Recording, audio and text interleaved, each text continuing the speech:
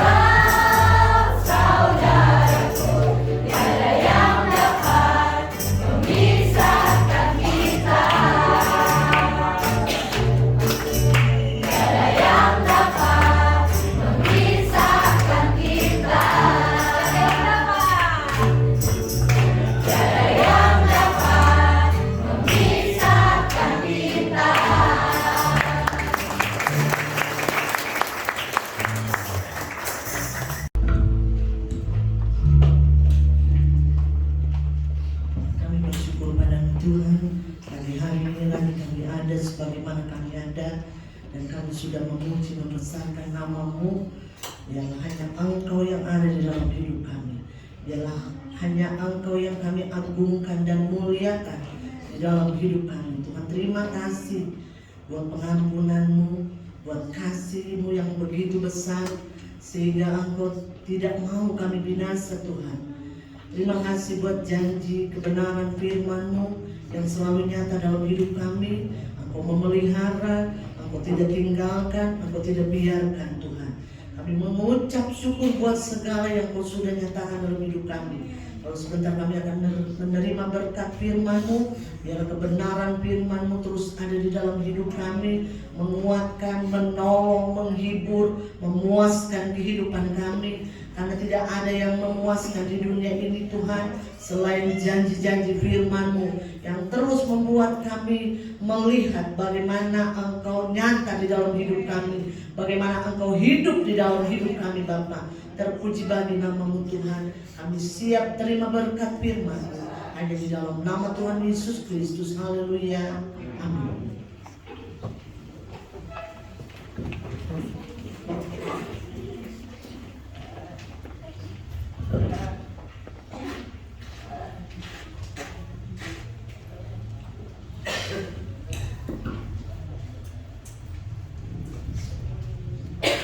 Puji Tuhan, selamat pagi Bapak Ibu Saudara yang saya kasihi. Salam sejahtera buat kita semua. Senang rasanya ya, hari ini, pagi ini kita kembali ada di rumah Tuhan. Ini kesempatan yang luar biasa buat kita. Enggak semua orang punya kesempatan seperti kita. Di luar sana banyak orang pengen beribadah tapi nggak bisa. Kalau kita dikasih kesempatan ibadah tapi nggak ibadah, itu namanya terlalu. Saya mengajak saudara kita sama-sama membuka Alkitab kita dalam 2 Raja-Raja pasal 5.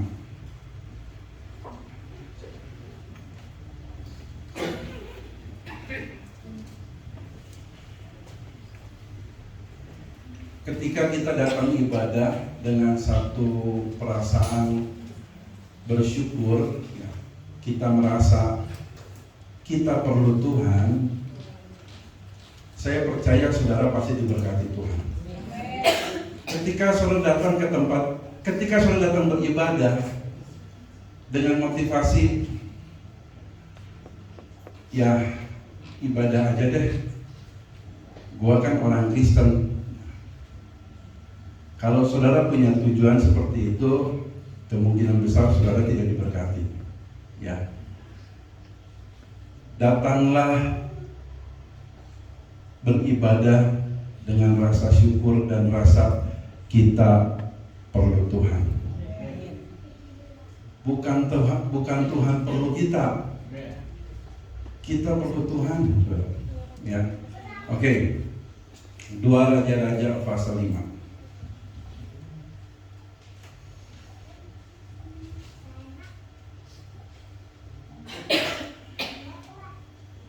Sebetulnya saya ingin kita semua membaca mulai ayat 1 sampai ayat 14. Tapi kepanjangan, ya. Jadi saya mau membacakan untuk saudara 2 Raja-Raja pasal 5 ayat 10, 11, 12, ya.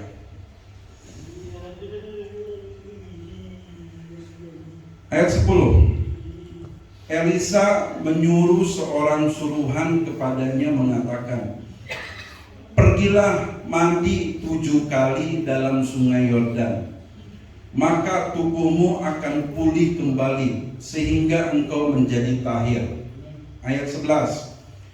Tetapi pergilah Naaman dengan gusar sambil berkata, "Aku sangka bahwa setidak-tidaknya ia datang keluar dan berdiri, memanggil nama Tuhan Allahnya, lalu menggerak-gerakkan tangannya di atas tempat penyakit ini, dan dengan demikian menyembuhkan penyakit kustaku." Ayat 12. Bukankah Abana dan Parpar, sungai-sungai Damsyik, lebih baik dari segala sungai di Israel? Bukankah aku dapat mandi di sana dan menjadi tahir? Kemudian berpalinglah ia dan pergi dengan panas hati. Ya, saudara-saudara terkasih, saya rasa sebagian besar kita pernah tahu peristiwa tentang Naaman.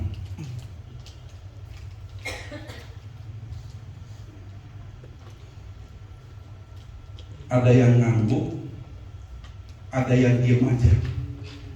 Kalau yang ngangguk artinya tahu. Nah, yang diam aja ini yang saya nggak tahu. Saudara pernah baca, pernah dengar nggak cerita tentang Naaman ini? Ada lagi yang ngangguk, ada lagi yang diam, dan lebih banyak yang diam, saudara-saudara. Kita jujur aja dah sekarang, ya. Yang pernah dengar atau pernah baca cerita tentang Naaman, tolong angkat tangan. Tinggi-tinggi, jangan malu-malu, saudara. Tinggi-tinggi. Ya, ternyata masih banyak yang belum pernah dengar cerita Naaman. Jadi saya akan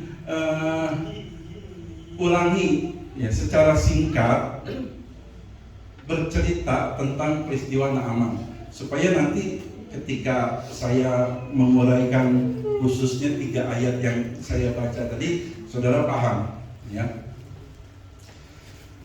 Nah, saudara-saudara, siapa Naaman ini? Naaman adalah seorang panglima Raja Aram. Panglima berarti dia adalah seorang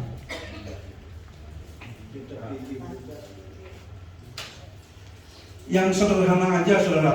Nggak usah bicara pangkat, yang sederhana aja. Kalau kita bicara panglima berarti dia adalah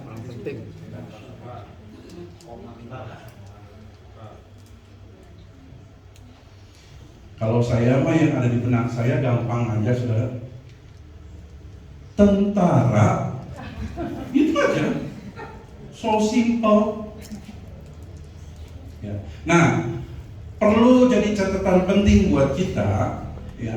Naaman ini bukan orang Israel. Ya, ingat. Sekali lagi, Naaman adalah seorang panglima Raja Aram. Di ayat 1, firman Tuhan memberikan informasi kepada kita, ya. Naaman, panglima Raja Aram, adalah seorang terpandang di hadapan tuannya dan sangat disayangi. Ya. Sebab oleh dia Tuhan, ya, Tuhan di sini saudara perhatikan yang pegang Alkitab semuanya huruf kapital. Ya, saya katakan Alkitab nggak sembarangan nulis, ada huruf besar, ada Tuhan yang huruf kapitalnya di depan aja. Itu ada artinya, saudara. Ada artinya. Kalau saudara pengen, apa sih artinya? Nanti saya kirim lewat WA, saudara. Saya punya materinya cukup panjang. Nanti dijelaskan kenapa ada Tuhan T-nya aja di depan huruf besar, ada yang Tuhan huruf besar semua. Nah, itu ada artinya, saudara. Nah, Tuhan di sini huruf besar semua. Artinya apa? Yehova, Yahweh. Nah, itu ya, yang orang Israel baca dengan Adonai. Ya, Adonai. Ya. Oke, lanjut. Dan sangat disayangi sebab oleh dia Tuhan telah memberikan kemenangan kepada orang Aram. Tetapi orang itu seorang pahlawan tentara sakit kusta. Sudah diberikan informasi yang cukup jelas, ya. Dia orang terpandang dan sangat disayangi.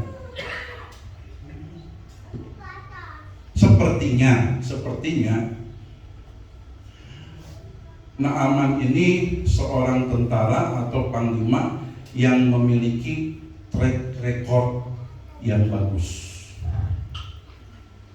Kalau dia nggak punya track record yang bagus, dia nggak mungkin disayangi oleh tuannya.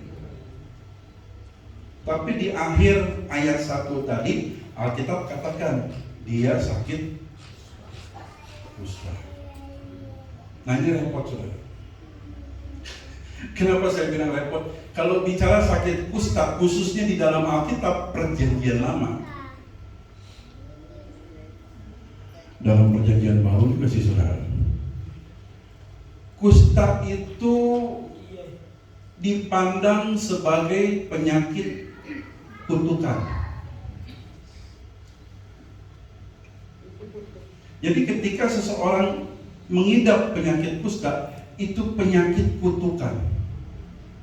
Otomatis orang yang kena sakit kustanya otomatis malu dong.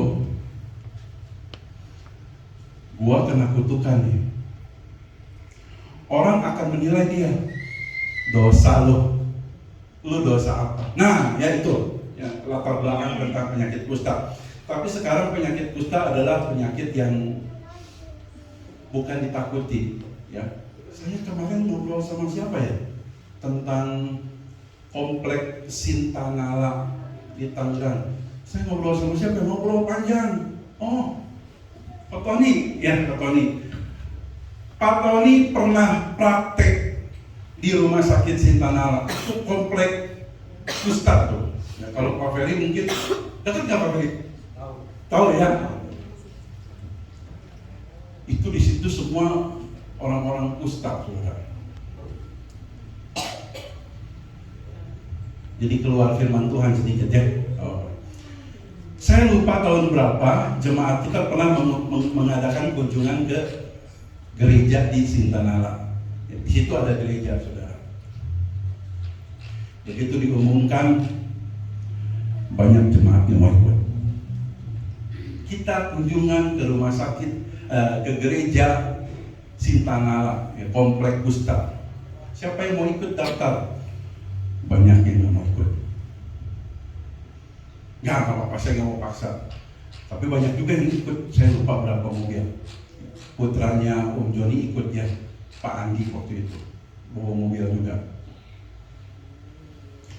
Jadi saya lihat orang-orang yang di situ yang sudah tua itu, kalau kita perhatikan selalu ada bagian tubuhnya yang nggak lengkap. Ada yang jarinya nggak lengkap, ada yang 4, ada yang 3, ada yang telinganya nggak lengkap. Itu karena penyakit kusta. Tapi karena kami sebelum berangkat juga sudah diberikan briefing pemahaman tentang penyakit kusta, kami nggak takut lagi. Ya, saya juga nggak ragu-ragu, pokoknya pergi aja. Ini kan juga pelayanan, gitu kan. Begitu sampai di sana, singkat cerita lah, kita bicara Naaman, kenapa jadi bicara ini ya? Nggak apa-apa lah ya. Ini soalnya ceritanya seru nih. Ya, kusta ya. Kebaktian lah kita di situ. Pendetanya juga, gembalanya penderita kusta, sudah sembuh. Selesai ibadah kita dijamu makan. Yang masak semua jemaat. Itu pas makan, saudara, jemaat Green Apple yang ikut semua lihat sama saya. Saya cuma bilang, makan. Makan. Ada yang ragu-ragu, ada yang takut. Mereka yang masak, saudara. Saya bilang, makan. Sebab kalau kita nggak makan masakan mereka tersinggung. Ada yang masak sop kuah-kuah lagi. Katanya orang bilang kalau kuah-kuah itu geli, katanya kan. Dalam nama Yesus makan. Ya udah, itu singkat cerita, sudah ya, udah selesai. Ya itu penyakit kusta. Nah, kalau dulu beda, saudara. Nah, Naaman ini kena penyakit kusta dan pengen sembuh. Bujang, hamba daripada Naaman adalah orang Israel, ya, yang masih muda, Alkitab katakan. Dan dia memberikan informasi kepada Naaman dan istrinya, ya, di tanah Yehuda maksudnya. Di Israel ya, di sini tidak dikatakan, tunggu saudara.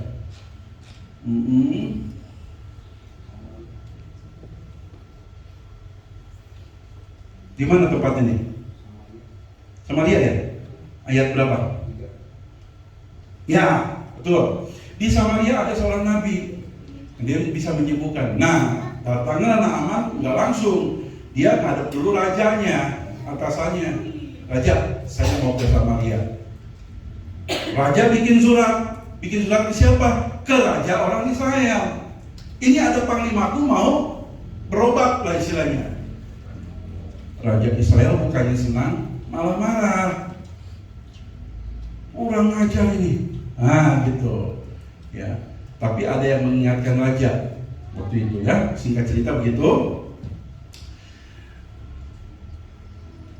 Ayat 8 ya, segera sesudah didengar Elisa, abdi Allah itu, bahwa Raja Israel mengoyakkan pakaiannya, dikirimkannya lah pesan kepada Raja bunyinya, mengapa engkau mengoyakkan pakaianmu? Biarlah ia datang kepadaku, supaya ia tahu bahwa ada seorang nabi di Israel. Kemudian datanglah Naaman dengan kudanya dan keretanya, lalu berhenti di depan pintu rumah Elisa. Dan selanjutnya ayat yang saya bacakan tadi. Nah, yang saya mau sampaikan saudara,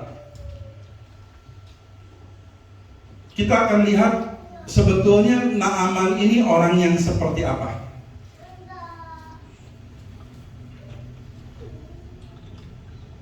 Sering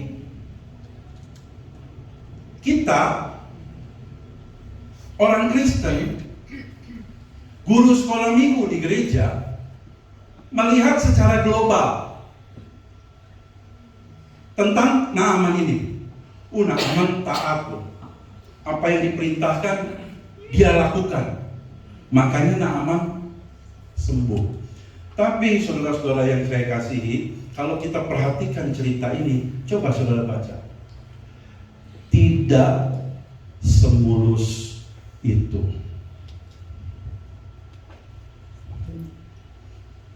Ayat 10 mulai tadi ya. Elisa menyuruh seorang suruhan kepadanya mengatakan, pergilah mandi 7 kali dalam sungai Yordan, maka tubuhmu akan pulih kembali sehingga engkau menjadi tahir. Tetapi apa respon dari Naaman? Ayat 11. Tetapi pergilah Naaman dengan gusar. Saudara paham nggak gusar apa? Marah, ya. Dengan marah sambil berkata, aku sangka bahwa setidak-tidaknya ia itu Elisa, ya. Ia datang keluar dan berdiri memanggil nama Tuhan Allahnya, lalu menggerak-gerakkan tangannya di atas tempat penyakit itu, dan dengan demikian menyembuhkan penyakit kustaku. Kita akan lihat lebih detail pribadi Naaman. Naaman bukanlah seorang yang tadi saya katakan seringkali juga disebut-sebut di sekolah minggu oleh guru sekolah minggu. Naaman itu orang yang taat, makanya dia terima mujizat Tuhan. Tapi kita baca ayat 11 tadi. Naaman marah. Kenapa Elisa nggak keluar? Dari ucapan Naaman ini saudara bisa menyimpulkan nggak kira-kira Naaman ini orang yang bagaimana? Orang yang seperti apa?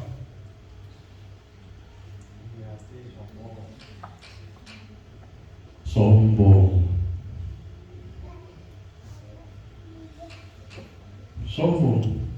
Ya, dia nggak terima yang memerintahkan dia untuk mandi di sungai Yordan bukan Elisa, ya, tetapi hamba Elisa. Ayat 12 disambung nih. Bukankah Abana dan Parpar sungai-sungai Damsyik lebih baik dari segala sungai Israel? Bukankah aku dapat mandi di sana dan menjadi tahir? Kemudian berpalinglah ia dan pergi dengan panas hati. Pertama ayat 11 kita sepakat, kita menyimpulkan bahwa Naaman masih memiliki kesombongan. Yang kedua, ayat 12 kita baca.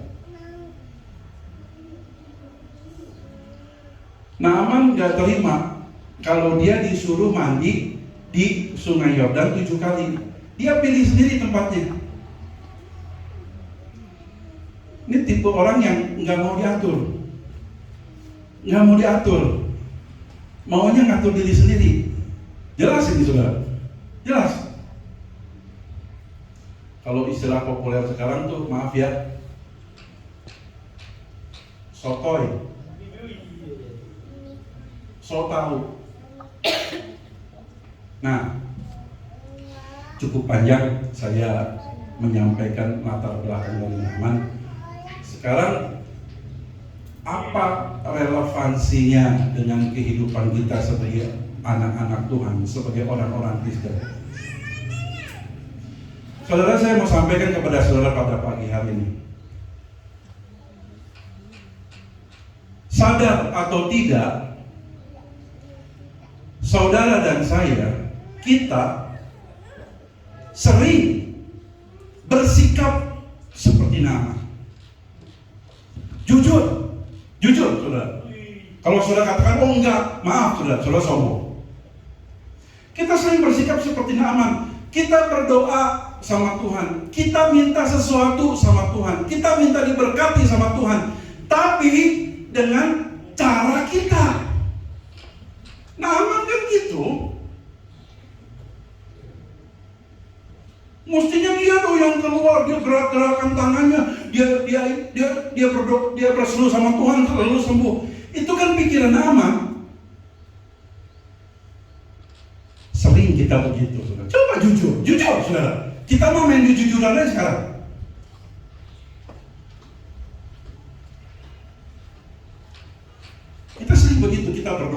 Tuhan, kita minta diberkati, kita minta ditolong sama Tuhan. Tapi dengan cara kita, bukan cara Tuhan. Makanya saudara, nggak aneh, banyak orang Kristen kecewa. Kecewa sama siapa? Kecewa sama Tuhan. Kenapa? Karena Tuhan tidak mengerjakan apa yang Dia mau. Apa yang kita mau? Kita maunya seperti ini loh. Tuhan bilang, no. Kalau Tuhan mau bilang, sorry ya, cara gue nggak kayak lo. Betul. Sorry. Dan itu yang dilakukan oleh Tuhan buat Naaman. Untung, puji Tuhan, alhamdulillah, Naaman akhirnya nurut. Naaman ini orang sombong, saudara.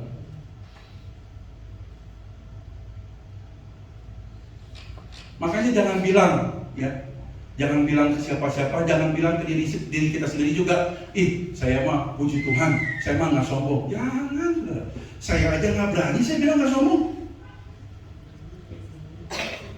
Makanya saya paling jujur, saudara ya, saya sering ngomong ini, saya sering bilang ke jemaat, saya paling nggak suka saya dipuji-puji. Pak Gideon itu orang baik. Saya mau bilang, salah. Saya orang nggak baik. Kalau saudara bilang Pak Gideon orang baik, salah. Saya orang nggak baik. Oleh kemurahan Tuhan, Tuhan membenarkan kehidupan saya, melayakkan saya jadi hamba Tuhan. Pak Gideon itu orang rendah hati. Enggak, saya sombong, saudara. Saya sering saya sombong ya. Dulu mas saya keras ngomong ke jemaat, jangan puji-puji saya ya. Ketahuan di depan mata saya, puji saya, maaf, saya tegur. Kalau saudara memuji saya, maaf saudara, saudara membuat saya jadi berdosa. Saya jadi sombong, saudara. Kalau cara membuat orang jadi sombong gampang, puji orang itu. Glenn hebat, sombong dia, saudara. Makanya saya tegur cuma jangan puji-puji saya. Saudara memuji saya, saudara membuat saya jadi berdosa. Jangan. Berdoa aja buat saya. Tuhan jadikan Pak Gideon semakin rendah hati. Tuhan pakai Pak Gideon. Jangan suka puji-puji. Aduh, saudara. Nggak mau, saya nggak mau. Saya bukan siapa-siapa, saudara. Kita suka so pinter, kita berdoa sama Tuhan, minta Tuhan tolong kita, tapi dengan cara kita. Begini ya Tuhan, saya mau jual aset saya, ya harga segini, nanti aset itu saya beli ini lagi. Begitu ya Tuhan, amin. Kita yang bikin skenario, saudara, sama Tuhan. Gila nggak? Kita yang bikin skenario. Mungkin, ya, maybe Tuhan di atas geleng-geleng kepala. Gila lo. So pintar. Cara Tuhan pasti beda dengan cara kita. Loh, kok bisa bilang pasti? Saya bacakan akhirnya ya. Yesaya pasal 55.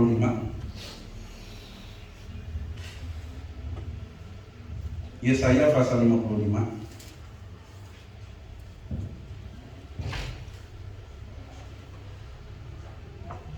Ayat 8 dan 9. Glenn, tolong baca.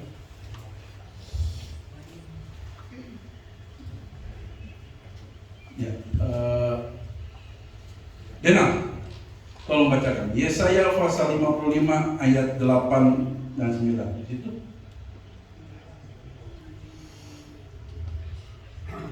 Yesaya pasal 55 ayat 8 dan 9. Yesaya pasal 55 ayat 8 sampai 9.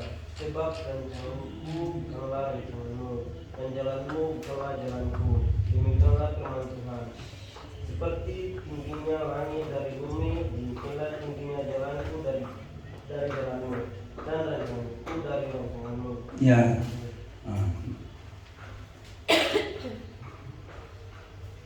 Artikulasinya diperjelas ya nanti Denal ya, nggak apa-apa ya belajar.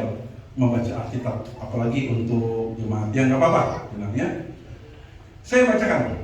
Sebab rancanganku bukanlah rancanganmu, dan jalanmu bukanlah jalanku. Demikianlah firman Tuhan. Seperti tingginya langit dari bumi, demikianlah tingginya jalanku dari jalanmu, rancanganku dari rancanganmu. Makanya saya bilang, cara Tuhan beda dengan cara kita. Jangan paksakan, Tuhan ikutin maunya kita. Begini loh Tuhan, itu rumah mesti laku dulu. Rumah laku, nanti saya jual, nah saya nanti itu buat modal gini. Yang ngatur hidup kita siapa? Makanya banyak orang Kristen mau ngatur diri sendiri. Sorry, agak keras. Mau ngatur diri sendiri, nggak mau diatur sama Tuhan. Ketika Tuhan atur, kecewa. Loh kok Tuhan begini? Satu hal yang saya mau katakan, rancangan Tuhan pasti lebih baik dari rancangan kita. Rencana Tuhan pasti lebih baik dari rencana kita. Kenapa? Karena rencana Tuhan itu sempurna buat kita. Ikutin aja maunya Tuhan, nggak usah ngomong-ngomong, nggak usah berencana, nggak usah bikin planning, nggak usah berdoa sama Tuhan. Serahkan Tuhan, terserah apa yang kau mau buat, terserah, buatlah dalam hidupku. Itu saudara, jangan kita buat planning. Saya sendiri ngalamin saudara, saya mau ini, ya saya mau ini. Satu pun nggak ada yang terlaksana. Dulu waktu saya belum paham, saya jadi heran gitu. Hah, kok gini? Tapi sekarang enggak, saudara. Oh, ini bukan maunya Tuhan. Ini bukan maunya Tuhan. Oke, Tuhan. Sekarang saya mau ikut apa maumu. Indah, saudara.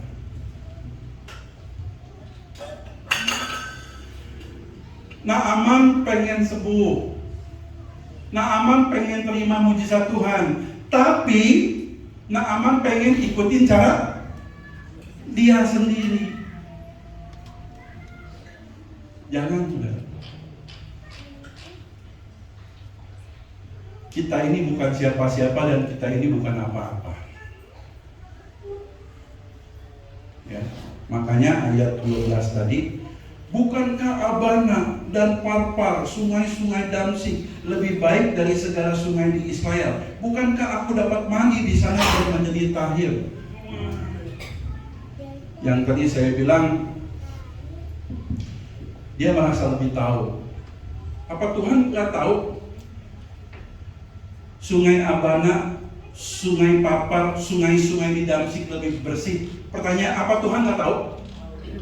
Tuhan tahu. Tuhan tahu.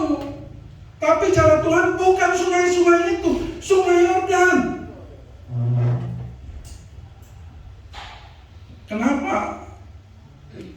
Kenapa Naaman nggak mau sungai Yordan?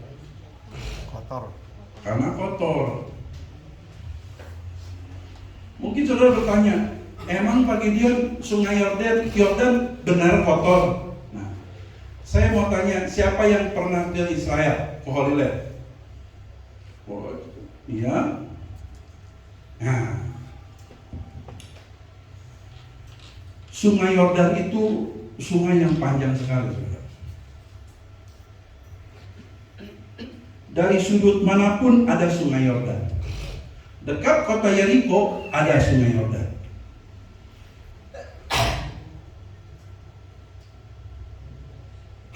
Ke Yerusalem bagian atas utara ada sungai Yordan. Ya biasanya kita tur itu keluar nyeberangi sungai Yordan juga. Tapi bukan dengan cara Tuhan membelah, bukan. Kita menyeberangi sungai Yordan dengan bis. Dengan bis ya. Nah, menyeberangi sungai Yordan langsung ke atas, ke daerah Yordania.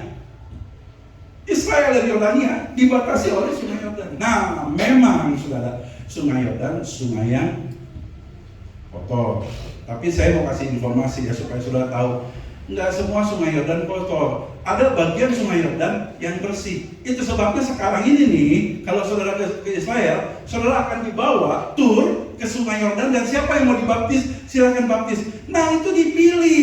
Itu bagian yang bersih, betul. Ya, makanya kita lihat di situ, benihnya ada ikan juga kelihatan berenang, saudara ya. Ini ikan beneran, ya bukan ikan yang ini ikan beneran lewat, saudara. Bersih. Makanya di situ dijadikan tempat wisata khususnya yang mau dibaptis lagi. Tapi kalau saya jadi pembimbing rohani beberapa waktu yang lalu, saya kasih masukan bagi jemaat, bagi saudara yang sudah dibaptis, jangan dibaptis lagi. Walaupun ada selentingan orang bilang, ujung-ujungnya duit. Benar, ada benernya, saudara. Karena kalau dibaptis mesti bayar. Nah, itu kan memasukkan juga dong. Nah, makanya saya bilang yang udah dibaptis sudah jangan pengen dibaptis. Karena Alkitab mengatakan kalau baptisan itu 1 kali aja seumur hidup. Beda dengan perjamuan kudus. Perbuatlah ini setiap kali kamu makan dan minum. Ya. Bulan Februari yang lalu saya dijadwalkan lagi untuk berangkat, tapi nggak jadi. Kenapa? Bukan kehendak Tuhan. So simple. Nggak usah. Kenapa ya? Bukan itu kehendak Tuhan. Kalau kehendak Tuhan nanti pasti, ya. Bukan cuma saya. Saudara juga berangkat. Ya oke, kembali kepada apa Tuhan nggak tahu sungai-sungai yang disebut oleh Naaman ini bersih? Tuhan tahu. Nah, inilah yang saya katakan kesombongan dari Naaman. Sotoy, so tahu. Sering kita seperti itu, sering orang Kristen seperti itu, so tahu, sudah. Ngeri, sudah. Alkitab katakan, Allah menentang orang yang congkak. Kalau diterjemahkan, Allah melawan orang yang sombong, tetapi mengasihani orang yang rendah hati. Kalau saudara mau dikasihani oleh Tuhan, jadilah orang yang rendah hati. Jangan sombong, jangan sotoy.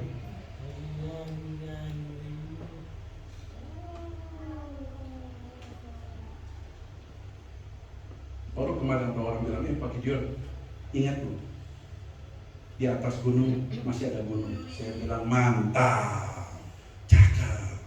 Ya, semboyan seperti itu seringkali mengingatkan kita, memotivasi kita, jangan sombong. Mungkin kita pintar, orang bilang pintar, tapi ingat, sepintar-pintarnya kita masih ada yang lebih pintar dari kita. Nah, apalagi kalau kita bandingkan sama Tuhan, apalah kepintaran kita. Seujung kukunya pun nggak ada. Otak kita kecil, saudara. Ini Naaman ini sosokan nih. Bukankah sungai itu lebih bersih? Tapi Tuhan bilang, enggak. Kamu harus mandi di sungai Yordan. Mari saudara, ikuti apa maunya Tuhan. Saya berani katakan sama saudara, kalau kita mau ikuti apa maunya Tuhan, pasti indah. Dan kita nggak akan pernah takut menghadapi kehidupan ini. Apapun yang terjadi di belakang kita, di atas kita, ada Tuhan yang turut campur tangan. Sebab kita tahu sekarang bahwa Allah turut bekerja dalam segala sesuatu untuk mendatangkan kebaikan bagi orang-orang yang mengasihi. Aduh, itu Roma 8 ayat 28 itu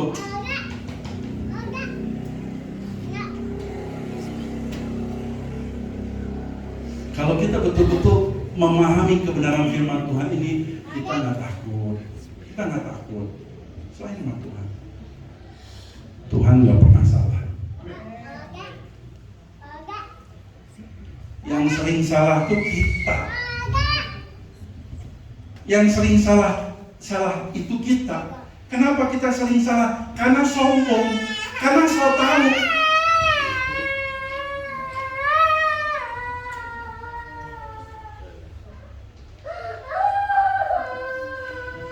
Memang di sini banyak gangguan, saudara. Tapi saya bersyukur, saudara. Mengajar saya untuk apa? Sabar, ya kan? Ikuti maunya Tuhan. Kalau pakai pikiran manusia, gimana ya masa depan? Selain sama Tuhan, saudara. Burung di udara yang nggak bekerja aja Tuhan kasih makan sama kita. Bunga di padang yang nggak pernah beli baju, nggak pernah bikin baju, nggak pernah jalan-jalan di mall, nggak pernah hunting baju yang bagus, tapi lebih cantik dari kita. Kenapa? Karena Tuhan hiasi. Apalagi kita jauh lebih berharga dari burung dan bunga itu. Itu yang Yesus katakan. Itu bukan kata saya, itu yang firman Tuhan katakan. Makanya jangan khawatir, saudara.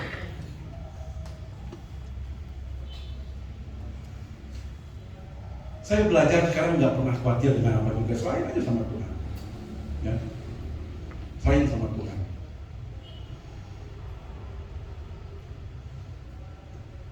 Walaupun di luar sana, ini Pak Gideon ini rada-rada curhat nih, ya saya curhat. Boleh dong pendeta curhat? Boleh nggak? Kalau nggak boleh, saya kasih aturan. Saudara jangan pernah curhat lagi sama saya ya. Sadis kan? Walaupun di luar sana, saudara, ya saudara tahu ya. Jadi pendeta itu nggak habis-habis diomongin. Pendeta sesat lah, pendeta mata duitan lah.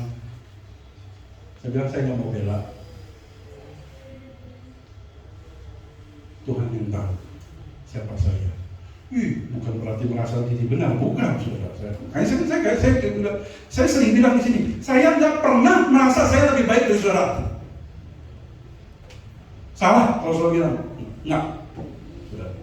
Saya banyak kekurangan. Tapi please lah, jangan diomongin. Apa namanya?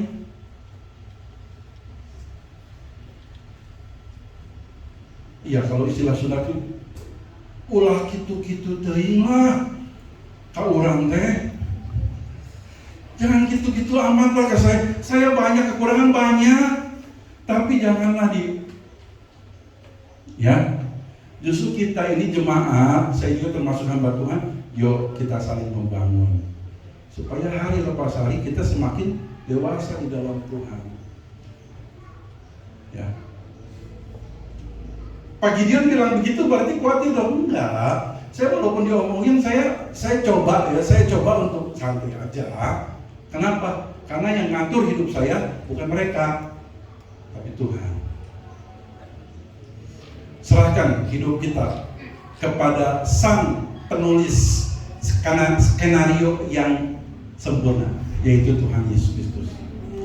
Jangan coba-coba nulis skenario sendiri ya, skenario hidup sendiri ya. Gue nih cita-cita jadi sutradara, gue mau tulis hidup gue sendiri. Jangan, saudara. Kita punya sutradara di atas sutradara. Tuhan yang atur hidup kita. Ya.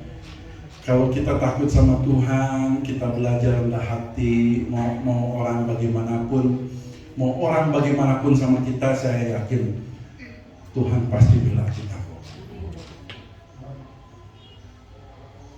Ya, Tuhan pasti bela kita. Tuhan memberkati kita semua. Kiranya firman Tuhan bisa, harapan saya, memotivasi kita, merubah paradigma kita, ya, menjadi orang Kristen yang enggak sombong lagi, enggak sotoy lagi, enggak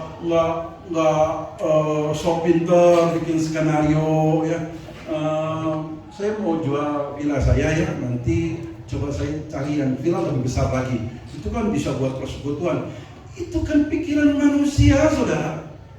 Yang dicontoh, ini pikiran manusia. Nah, selain sama Tuhan. Ya.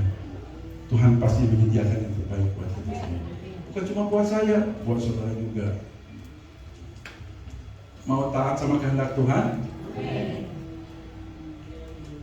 Taat tanpa syarat.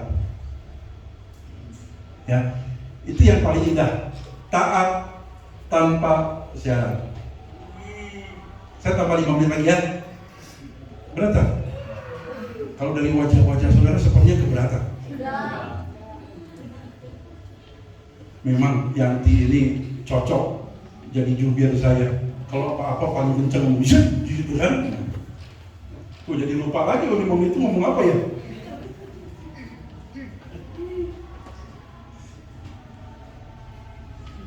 Tuhan berkati kita semua. Tutup aja. Ya, kita sama-sama berdiri saudara.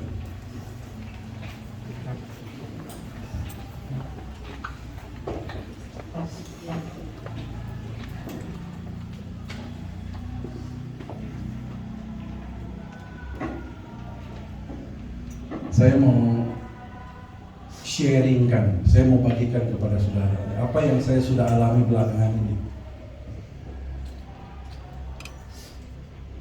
Saya lebih lebih total berserah sama Tuhan. Ketika pikiran saya mulai berjalan, Tuhan saya mau ini, saya langsung bilang ampun Tuhan. Bukan pikiran saya, tapi pikiranmu lah yang jadi. Bukan kehendakku, kehendakmu lah yang jadi. Ya. Ingat saudara, ketika kita punya planning sendiri dan planning itu tidak terpenuhi, kita bisa kecewa. Makanya saya katakan tadi, begitu banyak orang Kristen kecewa. Kenapa? Karena apa yang Tuhan buat tidak sesuai dengan pikirannya. Dia nggak sadar apa yang Tuhan buat jauh lebih indah dari apa yang dia pikirkan. Tapi karena ego dia nggak terima itu. Maaf, orang Kristen seperti ini orang yang Kristen yang bodoh. Orang Kristen yang bodoh, saudara. Taat kepada kehendak Tuhan. Dari tadi saya tunggu pemain musik ini belum maju-maju ya. Saya tunggu pemain musik ini, ya. Jadi pemain musik kalau udah firman Tuhan mau firman Tuhan langsung maju ke depan. Nanti saya training lagi pemain musik ya. Tadi sebelum dulu. Ya. Sejauh timur dari barat. Nanti saya minta istri saya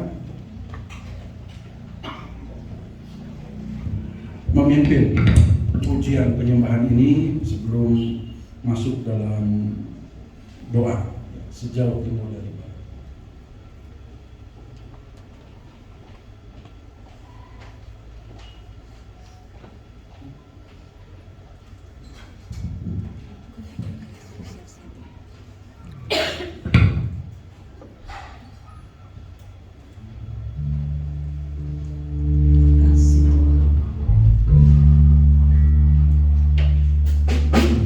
Sejauh timur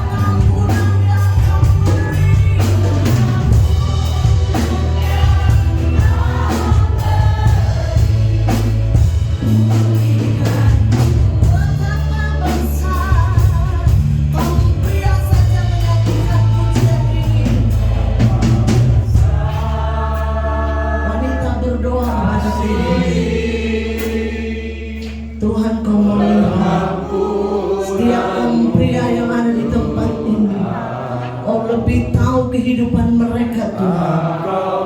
Ada tanggung jawab yang mereka harus emban. Ada tanggung jawab yang mereka harus lakukan Tuhan.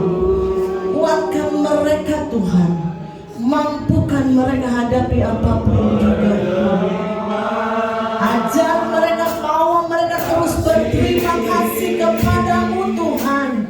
Karena setiap apapun yang mereka lakukan itu darimu Tuhan. Amin Tuhan. Ampunan yang Kau beri, pulihkanku. Kaum wanita bernyanyi betapa besar, betapa besar. Ada satu pengakuan Tuhan dari kaum wanita yang ada pada pagi hari. Hanya kasih-Mu yang sanggup memelihara kehidupan kami Tuhan.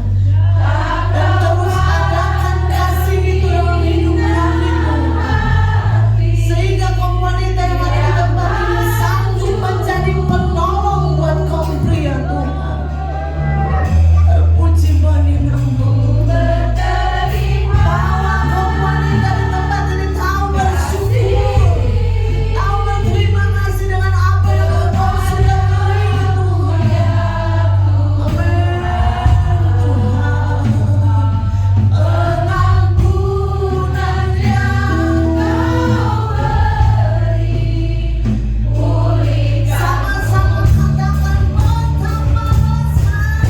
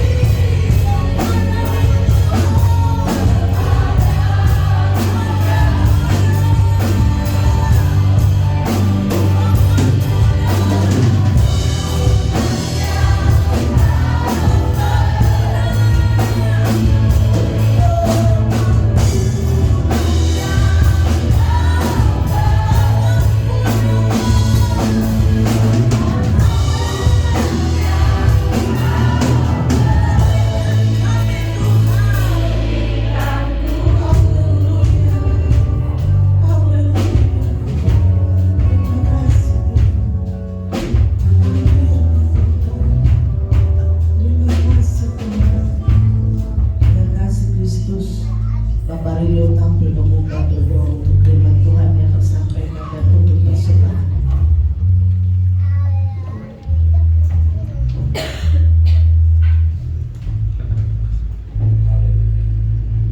Terima kasih Tuhan atas kebaikan-Mu pada pagi hari ini sehingga kami boleh rasakan berkat dari firman Tuhan Yesus.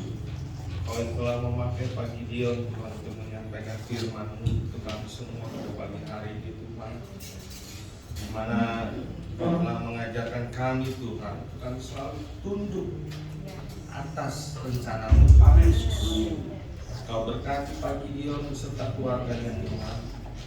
Kau berkati dia dalam pekerjaannya di gereja ini Tuhan. Kiranya dapat senantiasa selalu menjadi berkat bagi sekelilingnya Tuhan Yesus. Dan Tuhan, sebentar kami akan memberikan persembahan. Kiranya Tuhan, Kau melayakkan persembahan kami Tuhan. Kau berkati persembahan kami, sehingga persembahan kami ini boleh menjadi berkat bagi kami semua. Hanya di dalam nama Tuhan Yesus Kristus kami berdoa dan mengucap syukur. Haleluya. Amin.